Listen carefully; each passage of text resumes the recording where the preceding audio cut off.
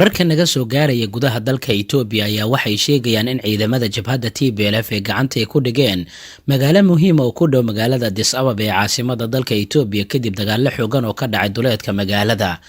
Afhayeen u hadlay jabhadda xoreynta Tigreega ayaa wuxuu ku dhawaaqay inay gacanta ku dhigeen deegaano ka tirsan gobolka Shawa oo diris leh caasimadda Itoobiya Addis Ababa sida ay baahisay warbaahinta Al Arabiya iyo sidoo kale warbaahinta gudaha dalka Itoobiya.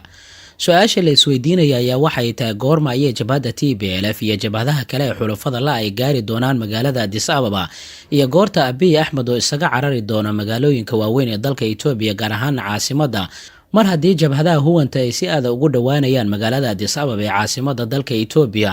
ayna muuqatay inuu socdo qorshaha wadamada reer galbeedka ay ku doonayaan in lagu cadaadiyo xukuumadda fadhigeedu yahay magaalada Addis Ababa. Warbaahinta madaxa bannaan ee halkaasi ku sugan ayaa xaqiijinaya in ciidanka jabhadda TPLF ay la wareegeen inta badan deegaanka Shawa waxaana ugu muhiimsan magaalada lagu magacaabo Sambete oo 260 kiiloomitir u jirta magaalada Addis Ababa.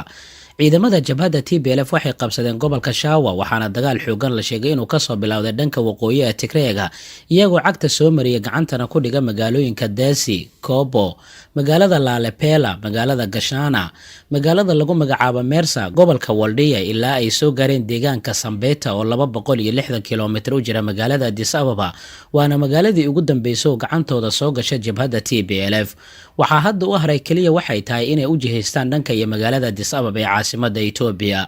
magaalada Garowe ee caasimadda dowlad goboleedka Puntland waxaa la filayaa in kulan gaar ah ay ku yeeshaan ra'iisul wasaaraha xukuumadda federaalka Soomaaliya mudane Maxamed Xuseen Roble iyo madaxweynayaasha Puntland iyo Jubbaland.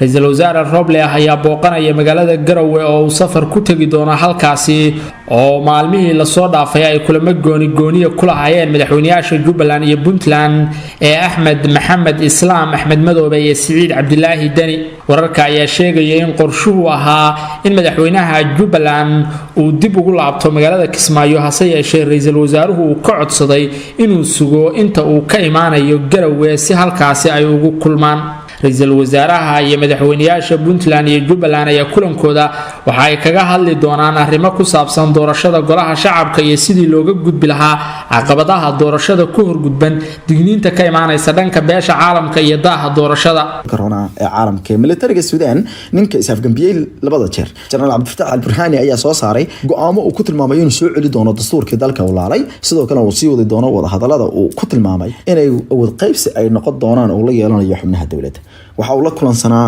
xakaariyaha xogayaha arrimaha dibadda ee waaxda arrimaha Afrika ee US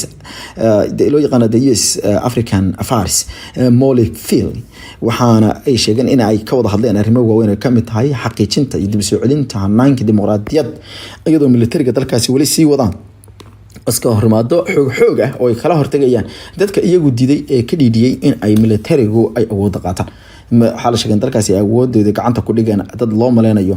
wax markaasi kooxo isku xiran oo ka socda dalalka isku tagay Imaaraadka Carabta iyo Israa'iil.